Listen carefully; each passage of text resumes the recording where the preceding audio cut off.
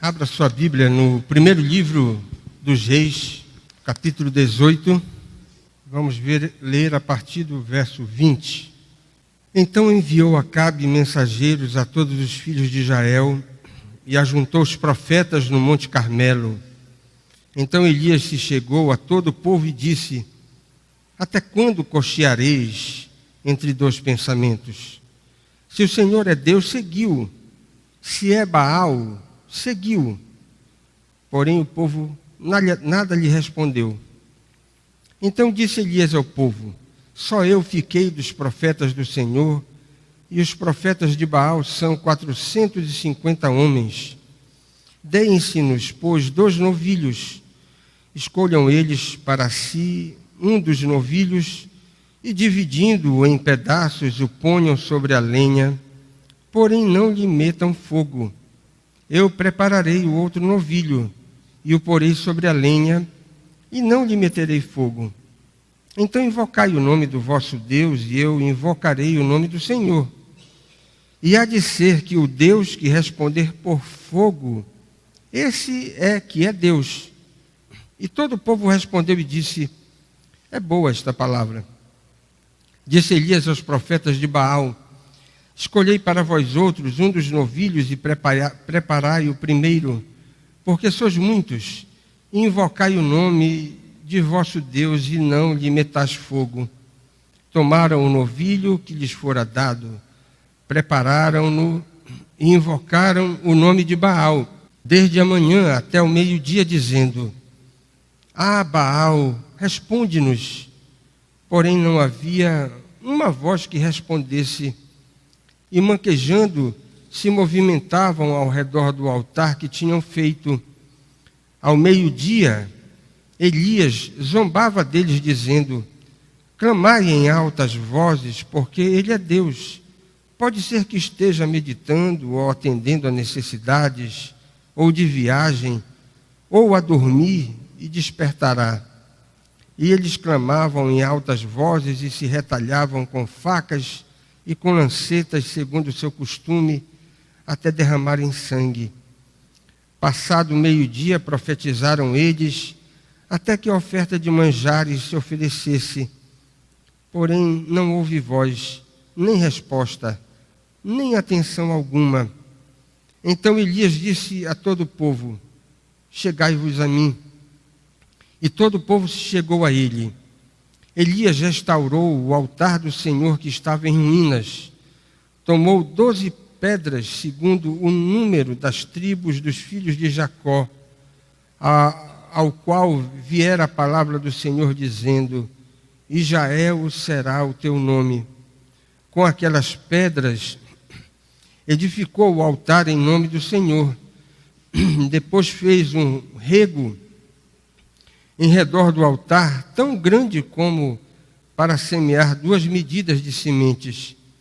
Então armou a lenha, dividiu o novilho em pedaços, pô-lo sobre a lenha e disse: Enchei de água 4 cântaros e derramai-a sobre o holocausto e sobre a lenha. Disse ainda: Fazei-o segunda vez, e o fizeram. Disse mais: Fazei-o terceira vez, e o fizeram terceira vez, de maneira que a água corria ao redor do altar. Ele encheu também de água o rego.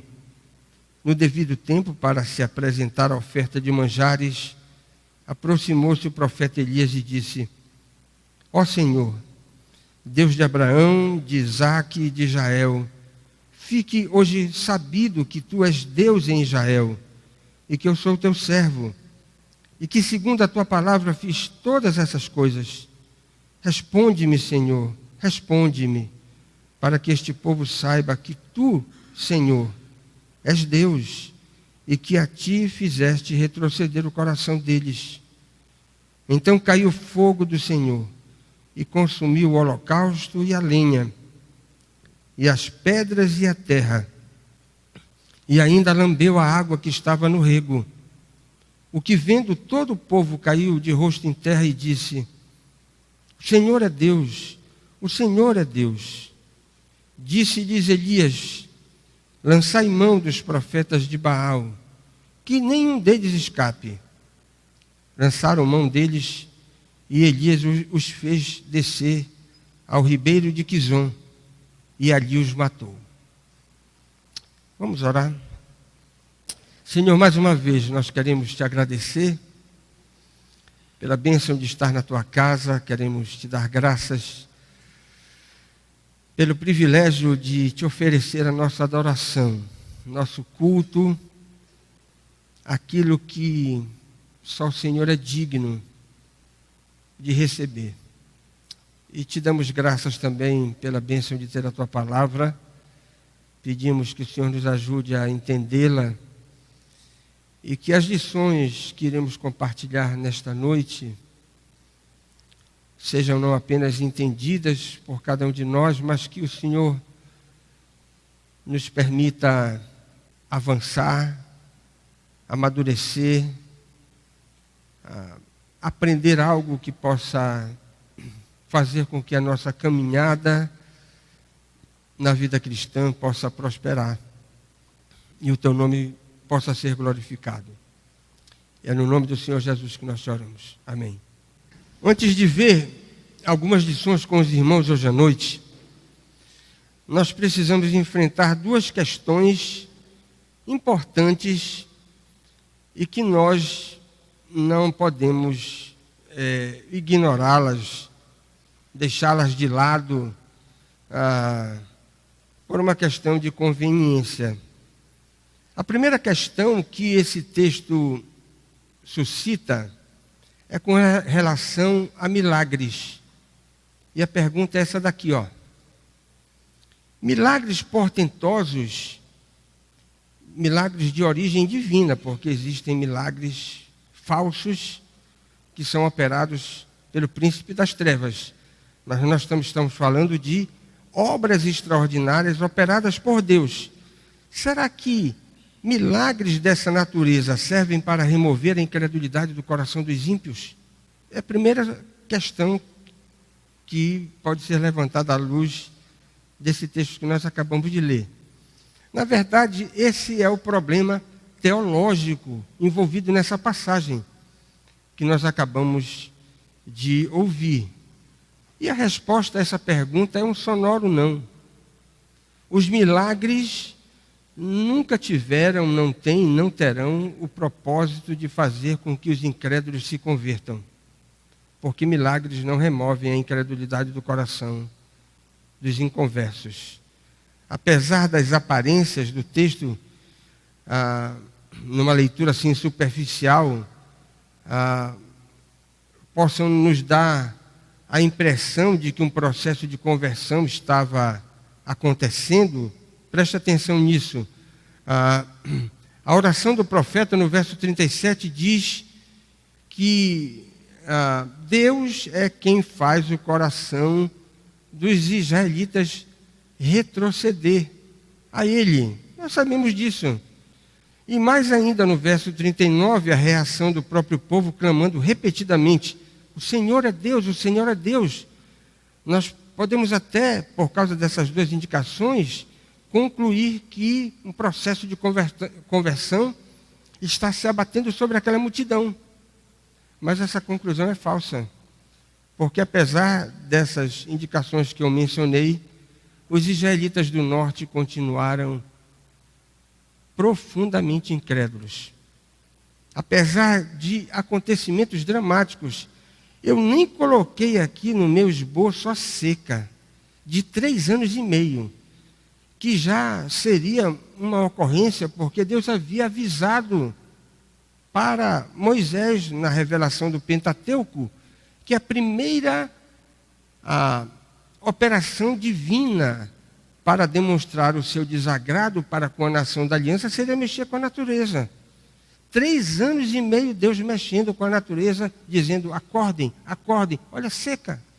Mas eles estavam com o coração petrificado de incredulidade, não tinham capacidade espiritual para interpretar aquele sinal da parte de Deus que estava mexendo com a natureza. Mas vamos deixar a seca de lado. 3 anos e meio. Mas olha, preste atenção, aqui nessa passagem que nós lemos, uma ocorrência absurdamente incomum, um fogo vindo do céu e lambe o holocausto. Mais ainda, a execução dos idólatras. E mais ainda no próprio capítulo, depois de 3 anos e meio, uma grande chuva. Sinal, sinal, sinal, sinal. E nós vamos perceber as 10 tribos do norte continuarem completamente incrédulas. A depressão do capítulo 18, porque vai passar o profeta, tem como pano de fundo essa questão.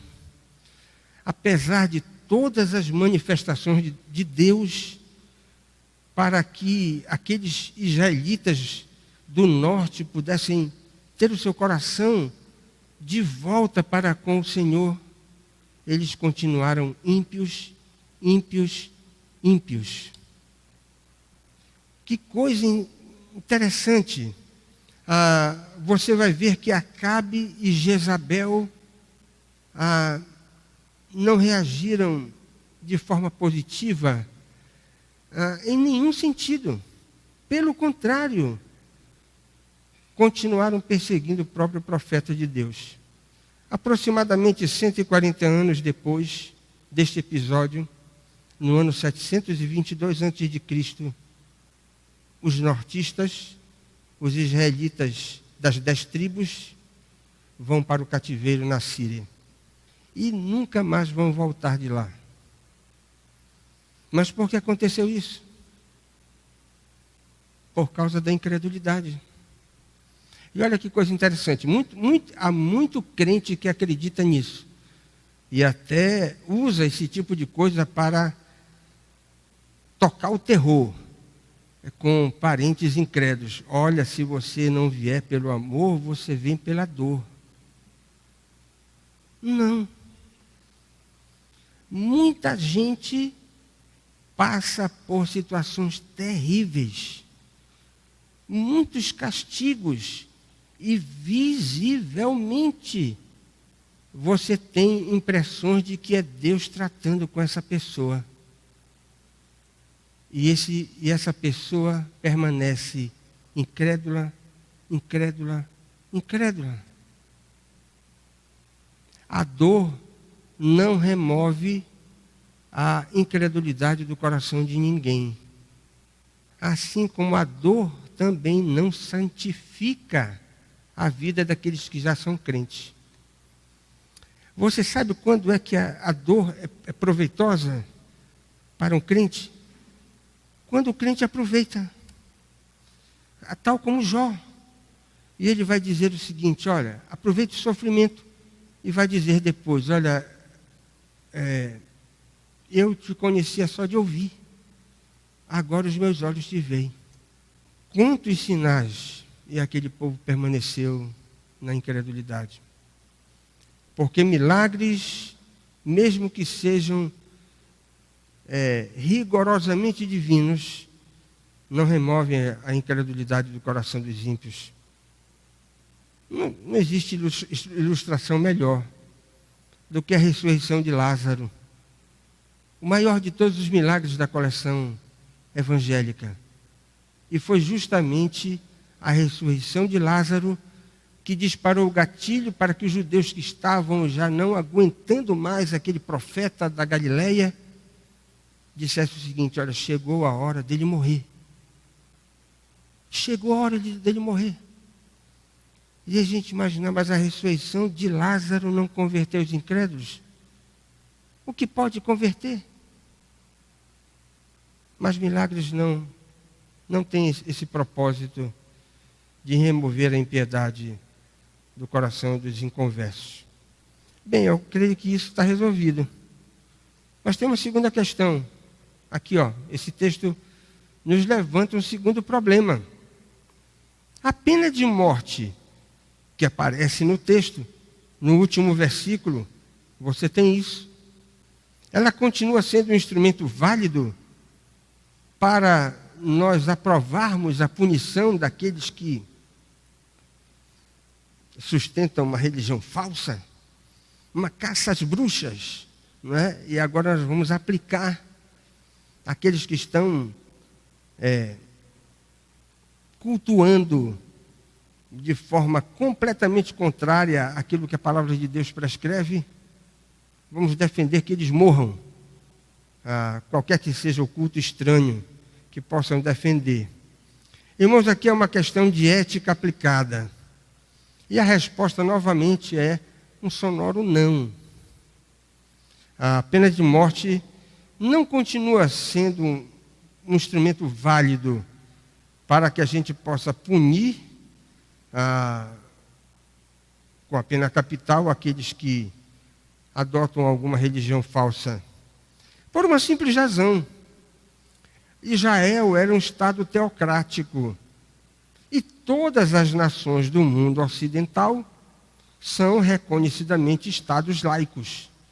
Ou seja, são nações que não possuem uma religião oficial, uma cor, nós podemos dizer em termos de credo. As nações adotam, portanto, liberdade religiosa relativa. Porque não existe liberdade religiosa absoluta.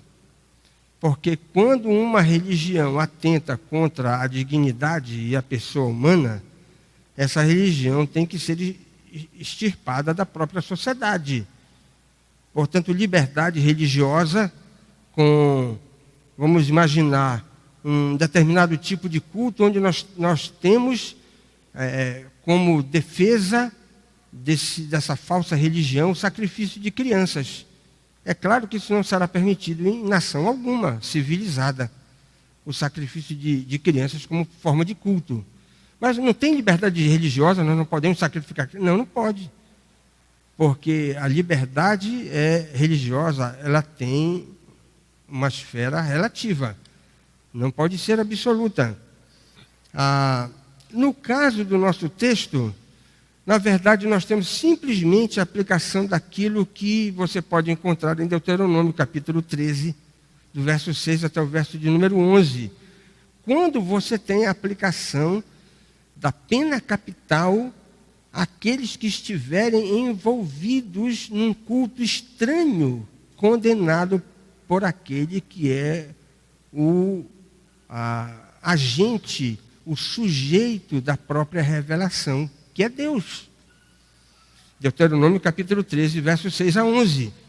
Mas preste atenção, a aplicação de Deuteronômio capítulo 13, versos 6 a 11, serve para um estado teocrático, não serve para um estado laico. E aqui eu quero fazer só uma observação de raspão. Apesar da pena capital não ser válida para casos envolvendo apostasia religiosa, pela simples razão que eu já mencionei, o motivo para aplicar a pena capital, no caso de religião falsa, esse motivo só serve para um Estado teocrático. Para um Estado laico, não. Mas a pergunta é a seguinte: esse instrumento da pena capital, ele continua válido? A aplicação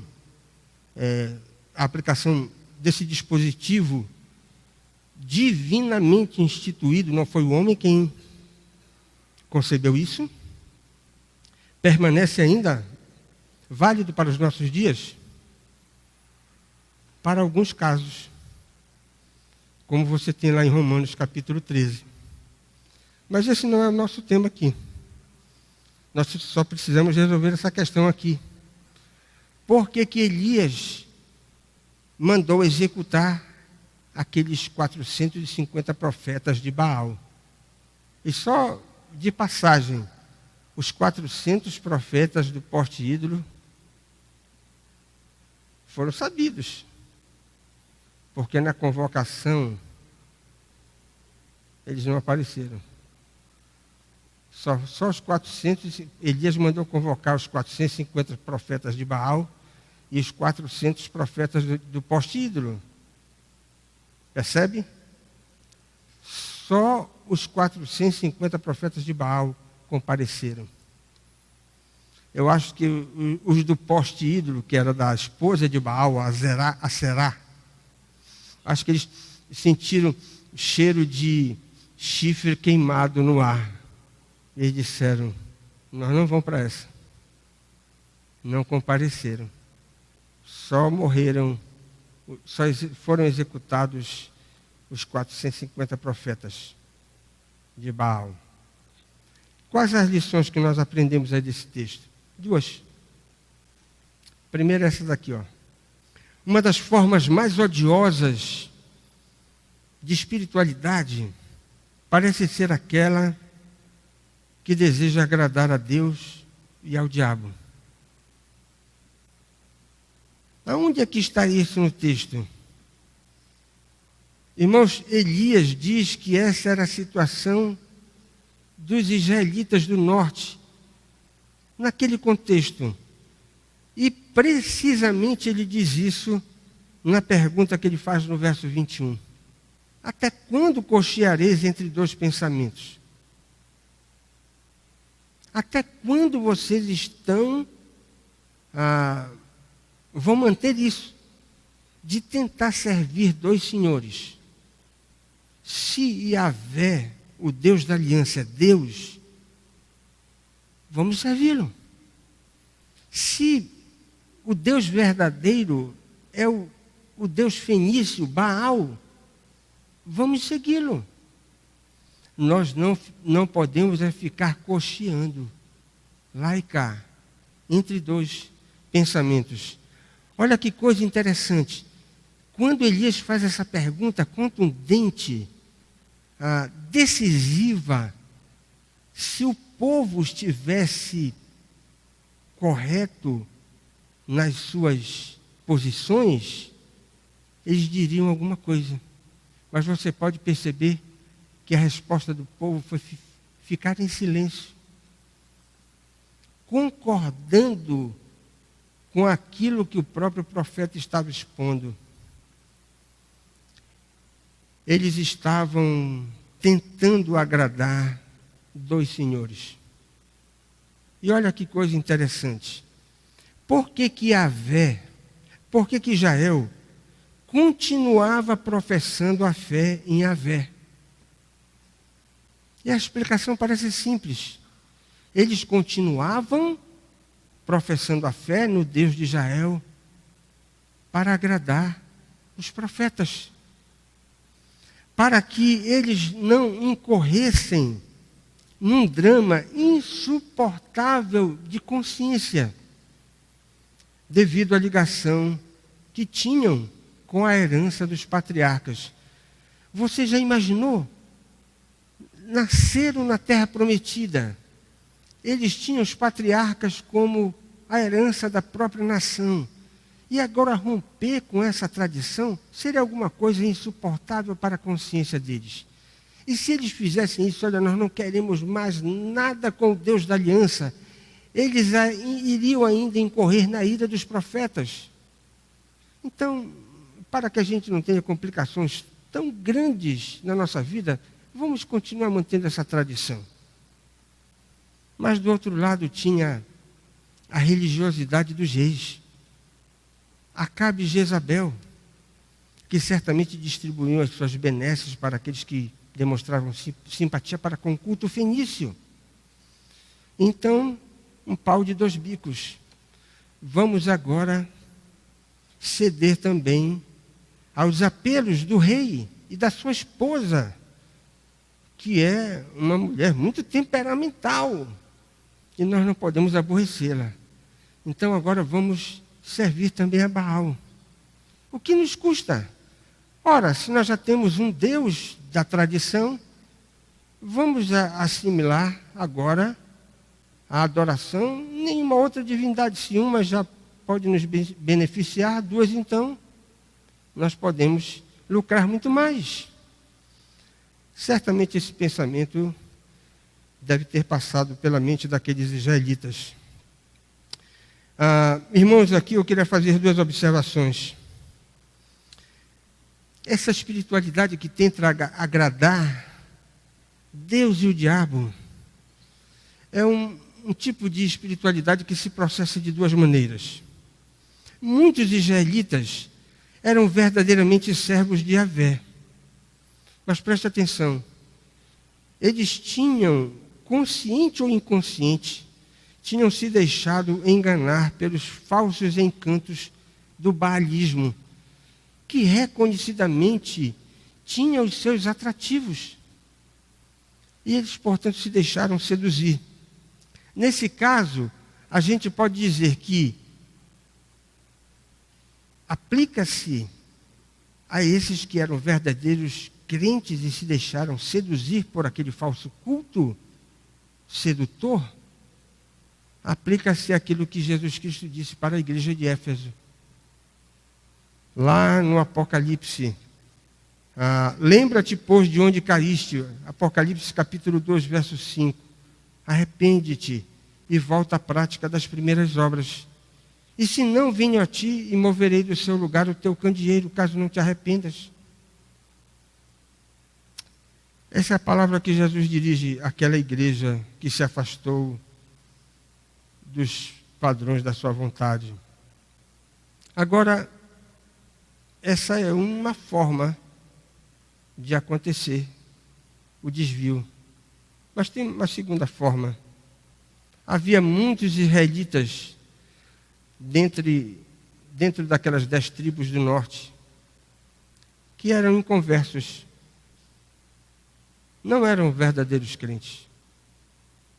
E eles se envolveram com o baalismo simplesmente porque eles não tinham nenhum compromisso com Yahvé, com o Deus da aliança, o Deus único e verdadeiro. Atualizando a questão, a gente pode dizer que esse segundo grupo de pessoas que se envolveram naquele culto estranho, que na verdade não tinha experimentado a conversão, hoje a gente poderia dizer que são os protestantes que defendem a fé evangélica meramente pela tradição. Nunca passaram pela experiência da verdadeira conversão. São meros professos. Imagine uma pessoa numa sexta-feira à noite, em um dos lugares mais concorridos, onde você tem um happy hour, as pessoas tomando os seus aperitivos e só homens na mesa.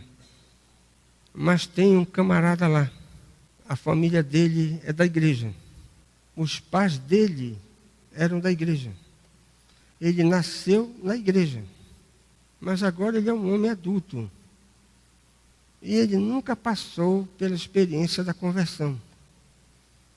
E ele está no copo. E a conversa surge sobre religião. E agora? Ele vai defender a fé.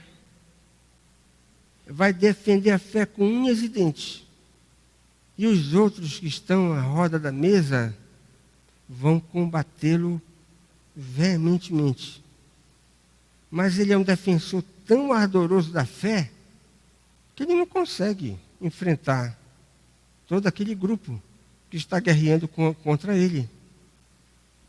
E ele então vira a mesa, porque ele não suporta ser atacado na religião que ele defende.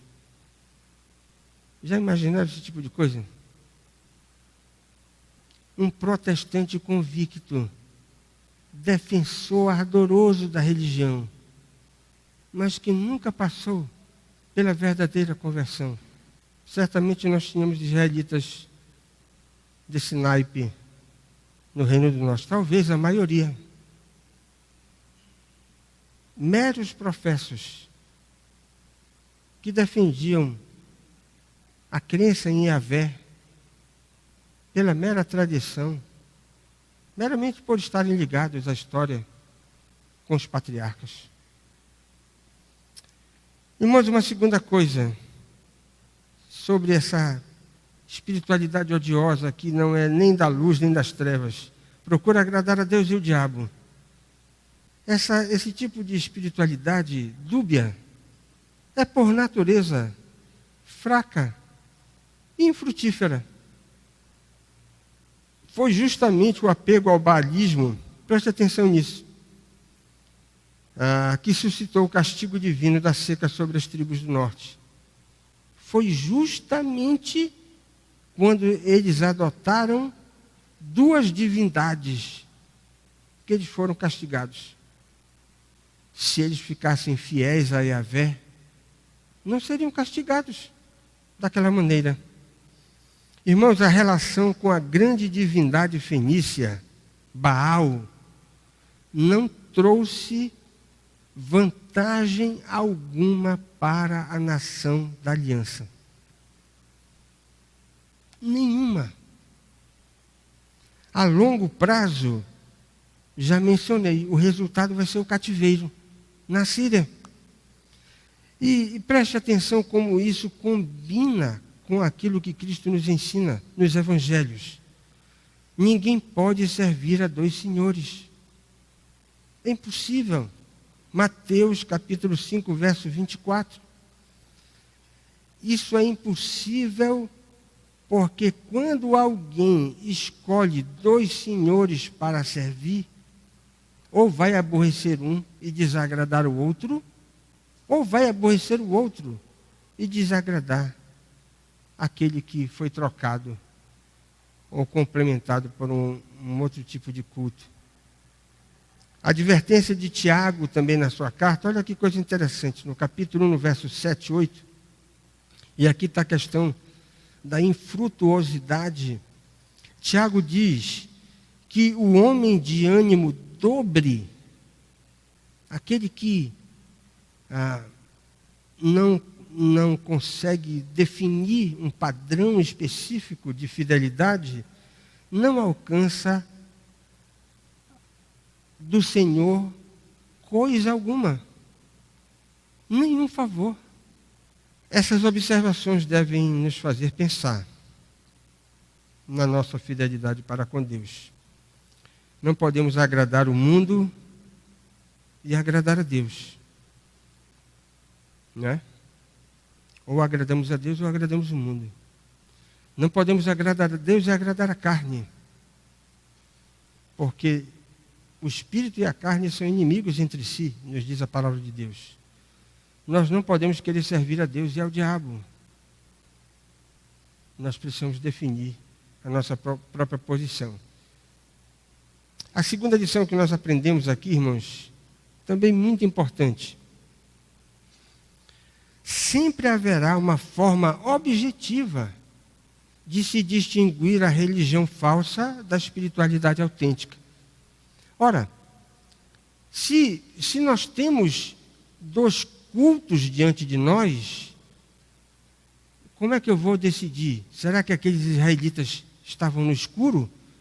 Será que eles assimilaram o baalismo porque não foram avisados que eles não poderiam servir a dois senhores? Claro que não. E esse desafio que aparece no Monte Carmelo, proposto pelo próprio profeta, e a ideia não é dele, a ideia não é de Elias, a ideia é divina, como o próprio texto diz, para que a coisa ficasse decidida, resolvida, de forma objetiva, de que lado eles deveriam decidir, onde colocar a sua fidelidade. Quando nós vemos o desafio proposto por Elias, o Deus que responder por fogo, esse aqui é Deus. Está aí a proposta objetiva para que a questão fosse decidida, no verso 24. É claro que aqui nós temos um caso excepcional. Por que fogo? Para decidir aquela questão entre o javismo e o baalismo. Muito simples. Porque essas duas espécies de culto se utilizavam de holocaustos, que eram nada menos do que ofertas queimadas de animais sacrificados e consagrados à divindade envolvida naquela espécie de culto, Yahvé ou Baal. Observe bem aí como aparece holocaustos no verso 38. Então, se esse é o tipo, esse é o tipo de oferta mais significativo no que diz respeito ao sistema de culto, tanto do javismo como do baalismo, então que através desse tipo de oferta nós possamos decidir que divindade verdadeiramente é a divindade que merece ser adorada. A divindade que responder por fogo, consumir o holocausto, ou seja, manifestar o seu agrado para com aquilo que está sendo oferecido. Tanto é que o povo diz, olha, essa ideia é boa, essa proposta é boa. Você tem aí, interessante no verso 36, que a ideia de oferecer esse holocausto para que o Deus verdadeiro respondesse com fogo, não foi do profeta, mas uma ideia divina. Agora, o texto, irmãos, nos mostra algumas verdades importantes. Na religião falsa, você não tem elementos autenticadores. Olha que coisa interessante. Você não tem fogo descendo do céu. Todo o esforço dos baalitas foi em vão. Veja o verso 26 e o verso 29. 2 vezes você tem na passagem a informação de que não houve resposta alguma. Os idólatras não conseguem, compreensivelmente, a atenção divina para confirmar o culto que dizem prestar a Deus. E sem essa autenticação da religião, preste atenção, o culto se torna inútil, vão, estéril, porque nós não podemos dizer que Deus está conosco no culto que prestamos. E sabe o que é que acontece? Na religião falsa, no culto estranho, você não tem a confirmação de que Deus está presente. Sabe o que é que isso significa? Não é simplesmente a ausência da companhia divina. É muito mais do que isso. Aqueles que não podem contar com a companhia divina ficam sem assistência. Olha que coisa interessante. Tem muita gente que gosta de Jesus e fala muito de Jesus. E até essa semana a gente estava comentando isso lá em casa. Nós recebemos uma mensagem de uma pessoa que terminou a mensagem falando sobre Jesus. E a casa está numa confusão sem tamanho. A leitura que eu fiz foi a seguinte: que Jesus é esse que não ajuda?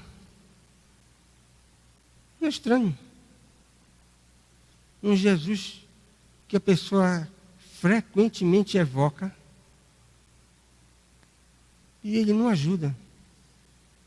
Só tem uma explicação. Ele não está presente. Não está presente. Porque essa pessoa fala de Jesus,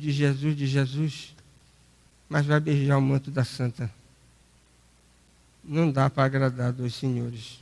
Ou você escolhe um, ou escolhe o outro. Está misturando as coisas.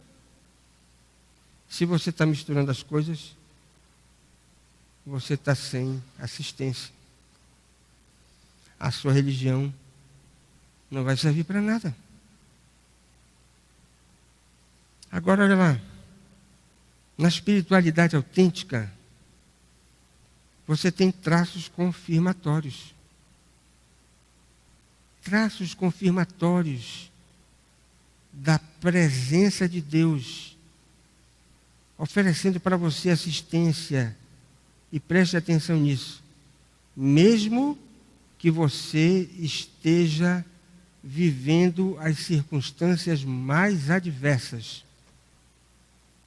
E é essa parábola que está por trás de toda a dramatização do profeta em joguem água, mais água, 3 vezes água, enche o rego de água, faz com que o altar seja colocado na condição mais desfavorável para que haja fogo. Nós vamos até as últimas consequências para que nós possamos ter a confirmação da presença divina conosco. Altamente desfavorável a situação. Mas o profeta não estava com nenhum receio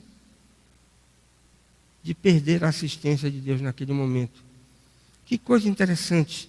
Elias vai nos mostrar aqui com a sua conduta como é que nós devemos sustentar a nossa espiritualidade, como se comporta a religião verdadeira. Olha que coisa interessante. Primeiro, olhe lá, veja o verso 31 e 32, vê se você enxerga alguma coisa aí. Aquele profeta, ele estava apoiado pela graça de Deus. O primeiro traço marcante da sua espiritualidade. A sua espiritualidade promovia a unidade e não a separação do povo de Deus. Ele restaura o altar, junta 12 pedras, mas a nação da aliança estava dividida. Vamos juntar 12 pedras aqui. Era um simbolismo da convicção que o profeta tinha de que Deus havia chamado as 12 tribos, apesar de estarem separadas por causa de culto. Mas ali, naquele momento em que ele tinha que demonstrar a sua espiritualidade, não poderia ser uma espiritualidade sectária. Agora, nortista, 10 pedras. A nação da aliança não era constituída só de 10 tribos, mas de 12. Que traço interessante. Segunda coisa que eu já mencionei. Era uma espiritualidade verdadeira? Então não tem fraude. Não tem enganação. Não tem jeitinho. Você, presta atenção, não tem simulação da piedade. É algo verdadeiro. Você tem no verso 35, 33 a 35, o profeta arrumando tudo para que todo o quadro pudesse ser contrário às suas expectativas de ver fogo sobre aquele altar. Mas ele tem perfeita consciência de que Deus vai manifestar a sua graça, vai agir. Ele não precisa falsificar nada, ludibriar ninguém. Terceiro, ele fez uso do meio de graça mais democrático. Esse detalhe, irmãos, para mim é chocante. Vocês devem ter percebido na leitura do texto que os adoradores de Baal, eles fizeram um espetáculo, né? Um verdadeiro carnaval. E agora o que é que o profeta, homem de Deus, vai fazer? Será que ele vai ficar de cabeça para baixo? Será que ele vai fazer alguma coisa estranha? Será que ele vai adotar alguma conduta excêntrica para demonstrar a sua espiritualidade? Não. Ele não vai fazer nada esquisito. Ele vai fazer a coisa mais simples que a gente possa imaginar. A oração é o meio de graça mais democrático que existe. E observe o que é que ele diz aí no verso 36 e 37. De forma absolutamente simples, sem qualquer tipo de linguagem rebuscada, nenhuma coisa complicada, simples, simples, simples. Ele apenas orou pedindo: Senhor, mostra o teu favor para conosco. E Deus autenticou a sua fé, sem nenhuma espécie de espetáculo. Olha que coisa interessante, verso 38. Tem muita gente hoje que pensa em confirmar a sua presumida espiritualidade superior com esquisitices. Que nós não queiramos isso. Você quer confirmar a sua espiritualidade como sendo autêntica? Então, que a sua conduta na vida espiritual seja aquela que se ajusta com a espiritualidade de todo mundo. E não diferente, você não precisa autenticar a sua espiritualidade com alguma excentricidade. Isso fica para aqueles que presumem ter uma espiritualidade das nuvens. Elias não tinha. Ele era comum. E a única coisa que ele fez foi orar. E Deus o atendeu. Irmãos, que lição maravilhosa a gente tem aqui. Mas talvez você pergunte o seguinte: bem, religião falsa é fácil a gente identificar. O difícil é distinguir o cristianismo duvidoso do cristianismo autêntico. Isso é difícil. E talvez você pergunte: será que não existem elementos objetivos que a gente possa lançar mão para aferir, para distinguir, para testar se a espiritualidade é autêntica ou é falsa? A Bíblia nos dá alguns elementos, eu selecionei 3. Olha o primeiro aí. Precisão doutrinária. Se alguém nega que Jesus Cristo é o Filho de Deus, esse é o anticristo. Eu não posso dizer que alguém tem uma espiritualidade digna desse nome se nega a divindade de Cristo. Essa pessoa está divorciada da fé cristã. Porque na fé cristã, Jesus Cristo é Deus. Se uma pessoa adota para si outro mediador, além de Cristo, essa pessoa está distante da verdadeira espiritualidade, porque a Bíblia diz que só existe um mediador entre Deus e os homens: Jesus Cristo, homem. É importante nós concordarmos com a doutrina dos apóstolos. Mas um segundo elemento aferidor: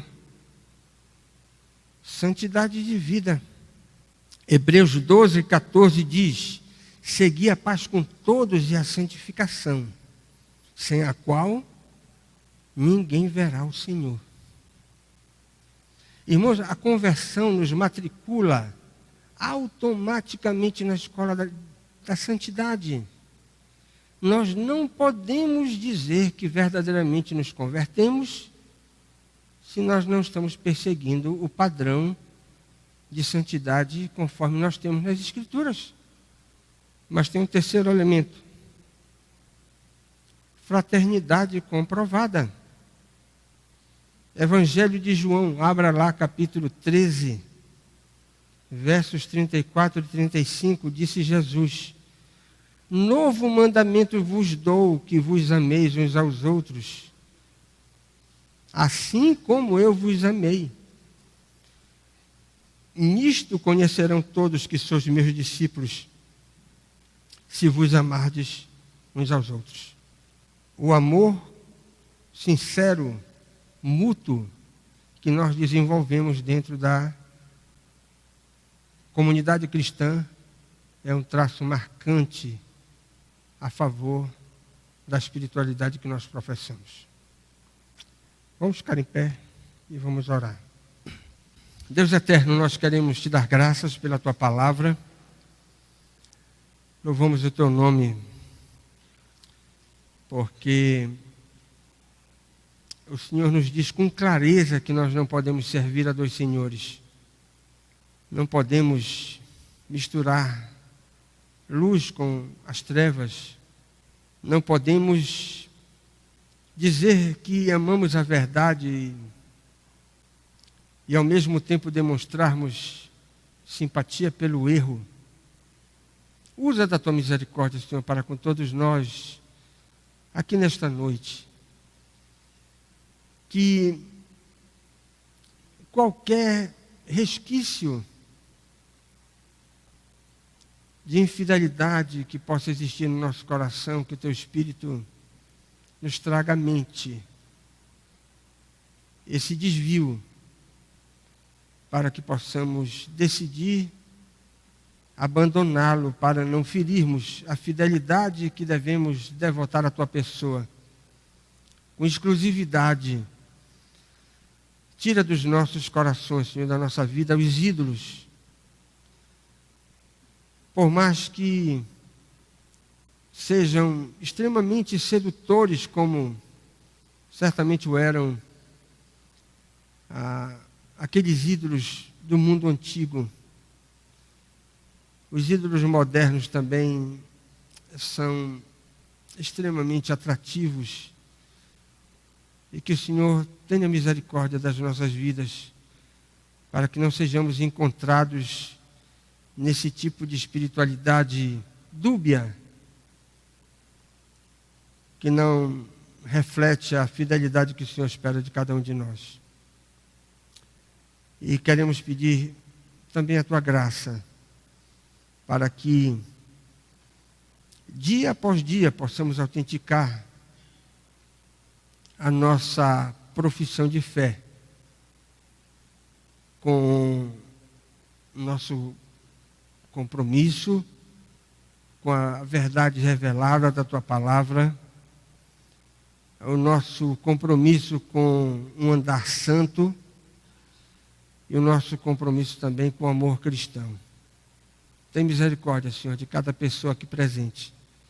E se há alguém que ainda não experimentou a verdadeira conversão, ainda não pode dizer que foi verdadeiramente alcançado pelo teu poder,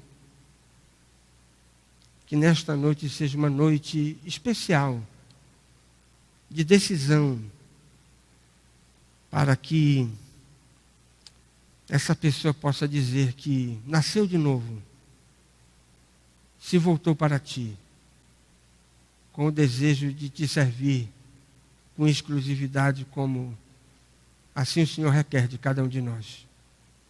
Perdoa também, Senhor, os nossos pecados, quando vamos participar agora da ceia.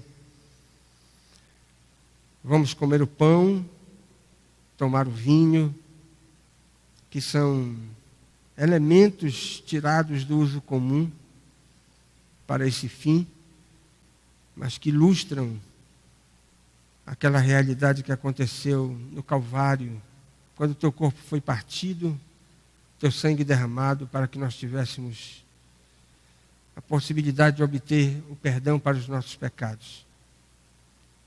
Nos abençoa, nós que vamos participar deste memorial de graça, que possamos fazê-lo de forma consciente, com os nossos corações contritos, experimentando a tua graça na nossa vida. Em nome do Senhor Jesus. Amém.